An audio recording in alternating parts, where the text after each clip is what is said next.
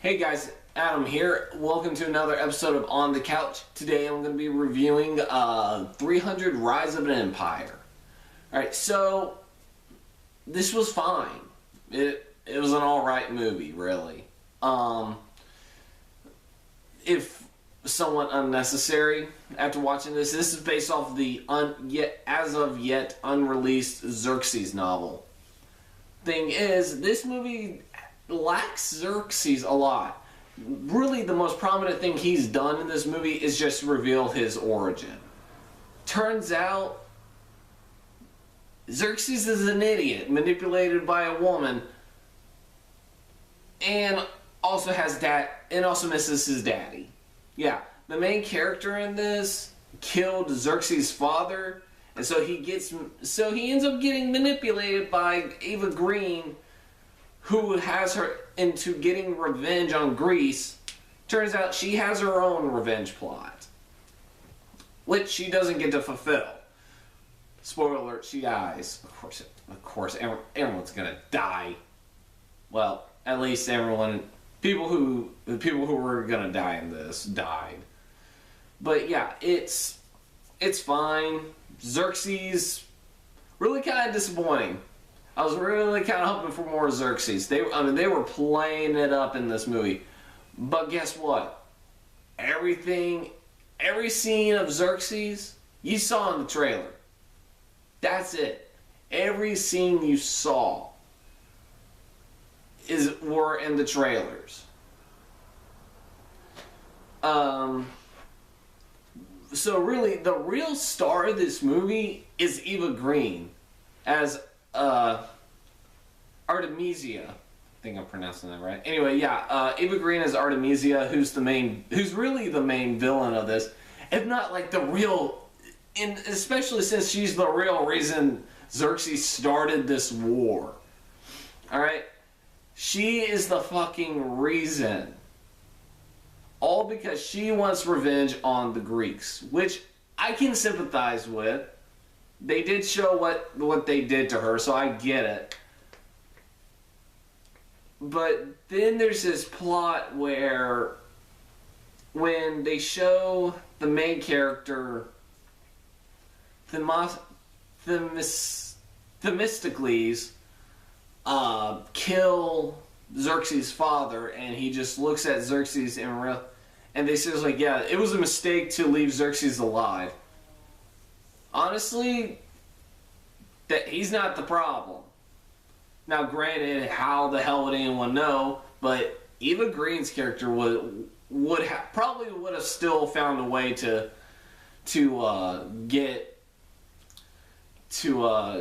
start a war, even if Xerxes died. So yeah, that made no goddamn sense. Honestly, she should have died, and then the plan would have just fallen apart. But anyway,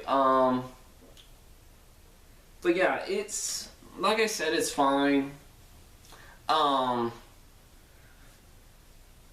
Xerxes, the guy playing Xerxes did fine. He was kind of hamming it up, but no, Eva Green is the star of this goddamn movie. She is the one who you're really enjoying in this movie. Plus, we get to see her titties. Ding! But she's also very manipulative. She's very calculating. She's actually she is a better villain than Xerxes. Hell, you could have taken him out of this entire goddamn movie. Just have her be the villain, and it would have been fine. But we had to have Xerxes. We had to have us show him that he's a fucking idiot. He's nothing more than a goddamn idiot. That is it. Let's see. The main protagonist, Themistocles. There we go. Themistocles is no Gerard Butler, really. And here's why. I actually like Gerard Butler more as as a hero more than I like Sullivan's Sullivan Stapleton. I'll probably correct that later. But Sullivan Stapleton, the reason why I kind of like Gerard Butler more is because he kind of represents, back in 2007, he kind of represents the old school action hero, the one who thinks less and who doesn't think his plans through, but they always sometimes tend to succeed, even though really we all know what happened to him, happened to Leonidas in the last one. But he's very much the old school action hero. God damn it. Themistocles is more of a thinker. He's very much the action hero we get today, really. I mean, granted, we still get like the old school action hero because Expendables is still popular in a way, but he's more of a thinker. He's a tactician. Even during fights, he thinks. He thinks of what he does when he fights. Hell, he thinks of what he does when he fucks Eva Green. I'll get to that in a minute. But yeah, I got no problem with heroes who use their brains. I actually welcome it. But really, I was expecting him to also be one hell of a badass, and he really isn't. I mean, he's a badass in his own way, but he's not like what everyone was really expecting.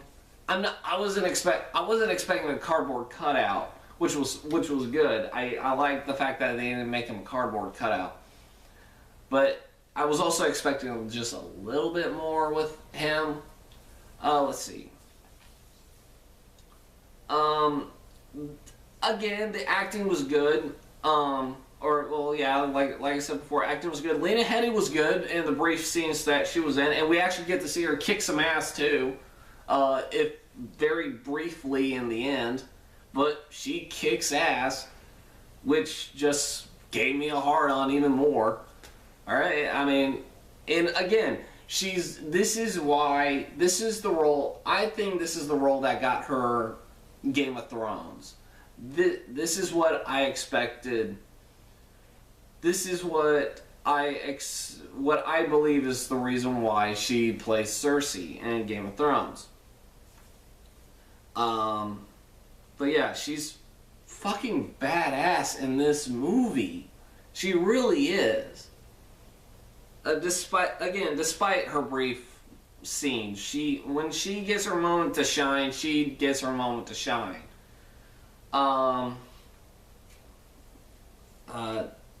If there's one problem, you don't really connect with any of the characters, except again Eva Green. Like, they don't really spend a lot of time with some of the other Athenians. Like, apparently, Themistocles, like one of his top military aides is his brother, which they don't even mention. I don't even think he had a fucking name, or they didn't even mention a name in this movie until towards the very end during the climatic battle.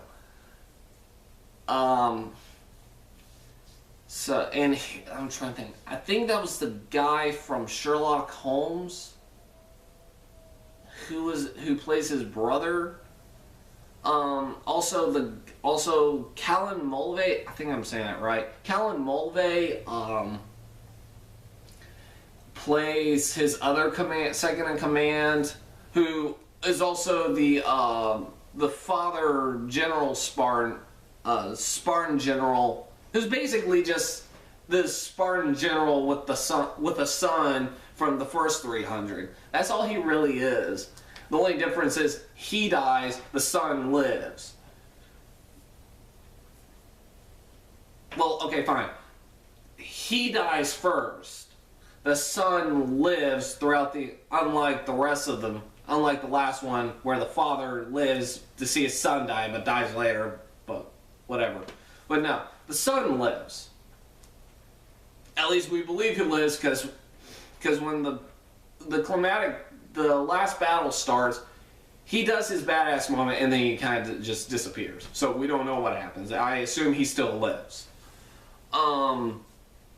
Speaking of which, the son is, again, the son's okay. The son is fine in this movie, but again, not much character development. And really, I wasn't expecting much character development in a 300 movie, but I was expecting at least like the same amount. I was expecting kind of like the first 300. You were actually connecting with the Spartans that were in these, that they showed the most, like the Michael Fassbender character, David Wenham character, Gerard Leonidas, all of those. I was expecting to connect with them. I mean, kind of like the way you would connect with, like, the Colonial Marines and Aliens, or Hutch's gang in Predator. That's what I was expecting in this, and you don't get that. The only person you really connect with is Themistocles, not by much, and Eva Green's character, who you connect with a hell of a lot more. Alright, now, I mentioned a sex scene in this, and boy, this is a sex scene. If you've seen the trailers, you see that, like, Themistocles and Eva Green's character are kissing in the trailer. It goes a hell of a lot more than that. They actually end up kind of fight fucking. Alright, they are fucking each other's brains out here while trying to strangle each other. At least that's what it looks like, because they kept putting their damn hands on each other's throats. Holy fuck, this was actually very, very, very, very hilarious to watch. I'm just thinking, God damn it. So this is how Greeks fuck. I'm down for that. I mean, I'm Irish, but fuck, I want to learn how to fuck like a Greek. I'm probably gonna get flack for that. But yeah, but no, they even mention it later. That gives Eva Green a run for her money in terms of best line to ruin a man's ego, which was, "You hit hotter than you fuck." I'm thinking, well, they're good. Well, my balls just shrunk up a little on the side.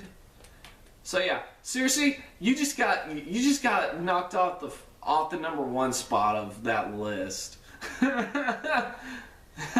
Or Gorgo, I should say, not Cersei. I'm sorry. I still got Game of Thrones on my mind. If anything that keeps this from being a bad movie, though, is indeed the action sequences and the 3D and the visuals. The visuals are fucking great in this. Like, I mean, I was expecting them to be better, but goddamn, it's gorgeous. This movie's fucking beautiful. I mean, 10 times better looking than the first 300. I mean, this is really, really pretty. I mean, there are times where it gets kind of dark, but I mean, you can still tell what the hell is going on. Plus, I also kind of think that they use some practical sets.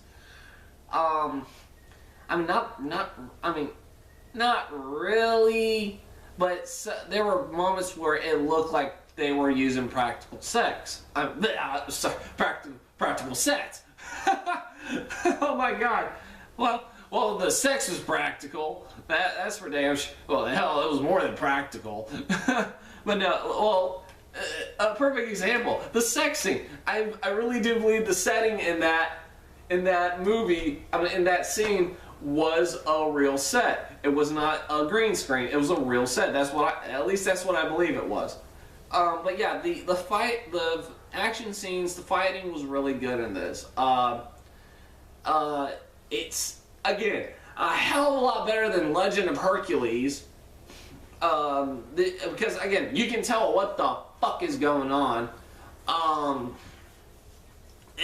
but there were also moments where it was actually very video game-ish, unlike the first 300, which didn't really which kind of pushed the boundaries of ridiculous violence, but this one really pushes it to a point of kind of video game, like God of War style, but a fuck ton bloodier. And when I mean bloodier, I mean fucking bloodier.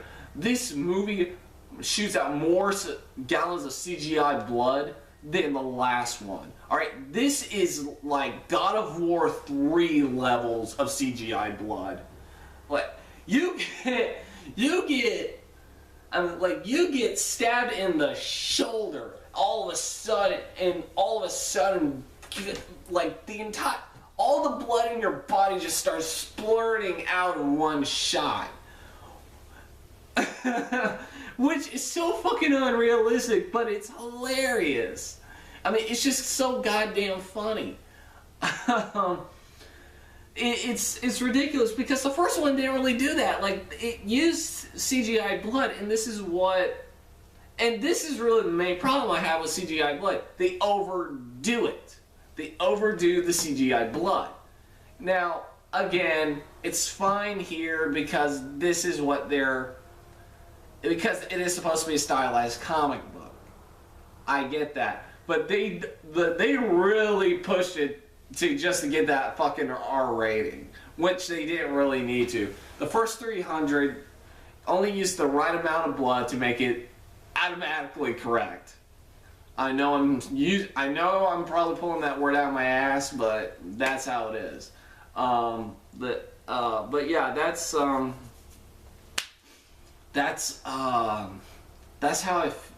what that CGI blood was for. If there was one thing I didn't really like, or one scene I did not like, was a scene when Themistocles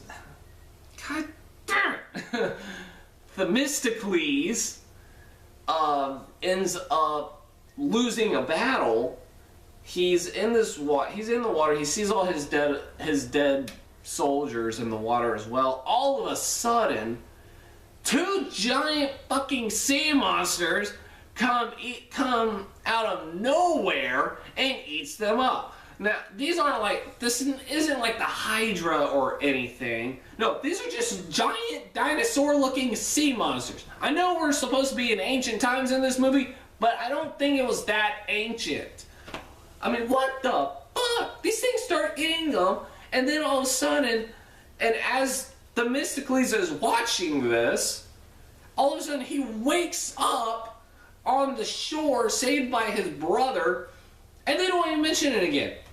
I don't know whether it was a dream or it actually happened. What the fuck? They don't mention it. They just pretend it never even happened. Honestly, I'm inclined to believe that because there was no fucking explanation. Thing is, yes, this is a very fantasy style, a very heavily fictionalized account of a historical event. The first 300 was very fictionalized, but it wasn't a mythology. It wasn't mythologized. Or, God, how did my dad say that word? Fuck. But no, it's mythologized. It's not a fucking mythology, okay? Alright, it's not. And they really pushed it with these fucking sea monsters. I don't know what the fuck those things were. Oh, God. And if there is one more scene I did not like, it is the final battle. It is incredibly anticlimactic. They were making it like the big last stand with the Athenians because they only had like 5 ships going up against the 10,000 ships, which they were going to get their ass kicked. All of a sudden, the Spartans, the Arcadians, bunch of other Greeks come in on their ships to help save the day. This is what we call a Deus Ex Machina. I do not like Deus Ex Machinas. I really don't. I find them to be nothing more than cheap-ass ways to end a fucking movie. And now, granted, yeah, there are movies that are really good that use it, like Lord of the Rings used it. Star Wars used it. But the thing is, Indiana Jones used it. Indiana Jones fucking used it. But the thing is, they used it better. They actually made it work. They made it work. They didn't just pull it out of their ass.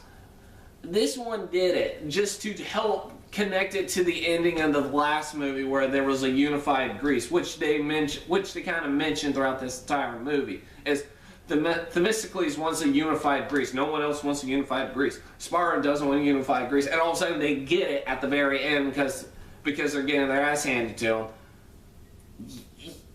And it's predictable. You knew it was going to happen because you've seen it before. A Deus Ex Machina is pretty much the same goddamn thing.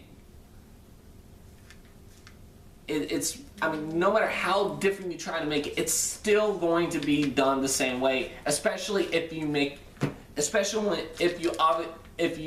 an obvious lead into it, with the dialogue and whatnot. You know it's going to happen. You can't do that. Even if you're going to do a Deus Ex Machina, you cannot just fucking lead up to it. Hell, better yet, don't do a Deus Ex Machina at all. Make it like hell. Fuck it. I mean, hell, you could have gone ahead and given them a unified Greece and shown that the Persian Navy was going to get their ass handed to them. Okay, that is another thing. This movie doesn't end. It stops.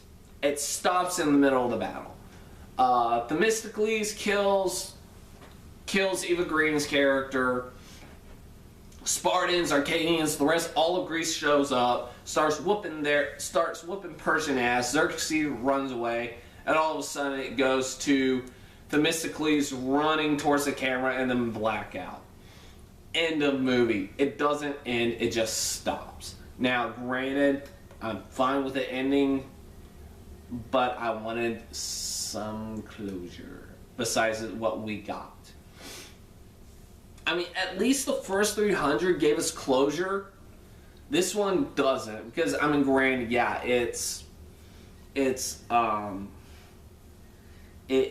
supposed. This is still taking place before the very last scene in 300, but they could have ended it with a story, with the end of a narration, which unfortunately they do not.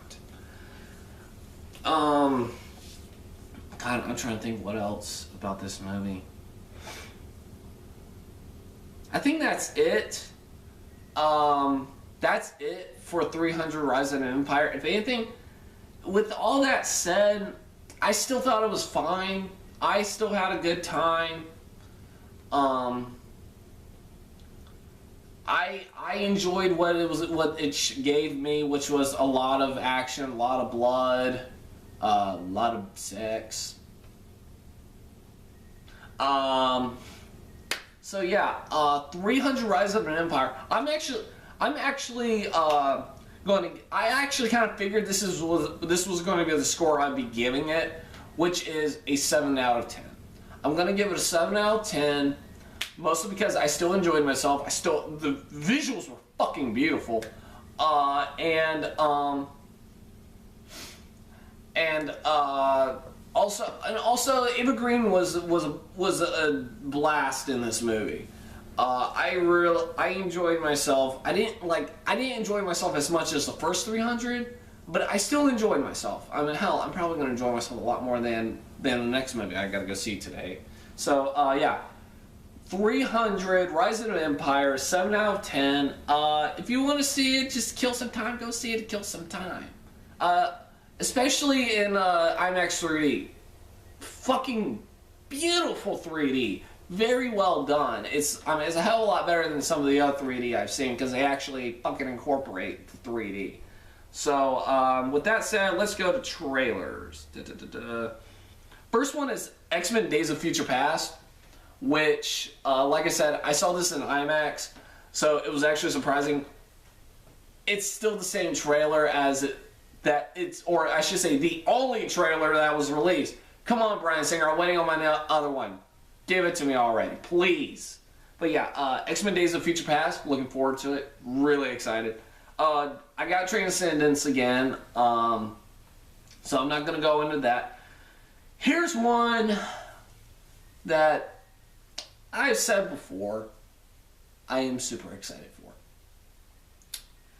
This is what I like to call my orgasm movies, which are movies I am excited most about more than any of the others. And usually it's like either upcoming reboot, an original movie, or anything, something that represents something that I hold near and dear. Like, for instance, last year, my orgasm movie was Man of Steel, which didn't really give me much of an orgasm. Pacific Rim was my other one, which gave me one hell of an orgasm 3 times, because I saw it 3 times. This one is going to be my orgasm movie again, Godzilla. This is the new trailer, where they actually give us a brief glimpse of what Godzilla is going to look like, and it's safe to say he looks like Godzilla. He doesn't look like some goddamn fucking iguana mutated in France. He looks like a fucking dinosaur. Okay? Thank God. I am super excited for this movie. I really am. Okay? I am so goddamn excited. I'm going to go as Dr. I'm going as Dr. Serizawa from the original movie. If you don't know who he is, look him up. You'll understand how much I love that character. Okay? I fucking love Godzilla. I am super excited for this movie. Okay? And plus, it's just Godzilla the way I like to see him. Dark, destructive, and gigantic. Alright, and they're making him huge, so that's great. Of course, I got Amazing Spider-Man 2 again. And Captain America the Winter Soldier. This was a much bigger trailer. But I got this before, but I didn't get it in IMAX 3D.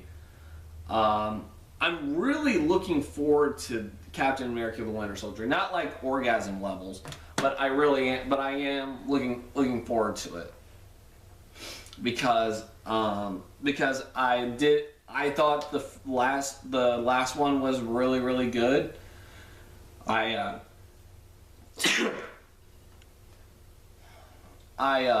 first one was really good. I enjoyed it because it represented what it was meant to be, which was a very World War II kind of serial adventure, which Joe Johnston does a really good job. This time around, it's going to be much more of a 1970s thriller. Hell, they even said that. I mean, hell, they got Robert Redford in it, so of course it's going to be like a 1970s thriller. You can't have a 1970. You can't have Robert Redford in a movie and not try and make it a 1970s thriller, okay? Or a political thriller. So yeah, I'm actually looking forward to that. I'm really looking forward to seeing also one of my favorite, really what I consider my favorite Captain America storyline in the comics come to life.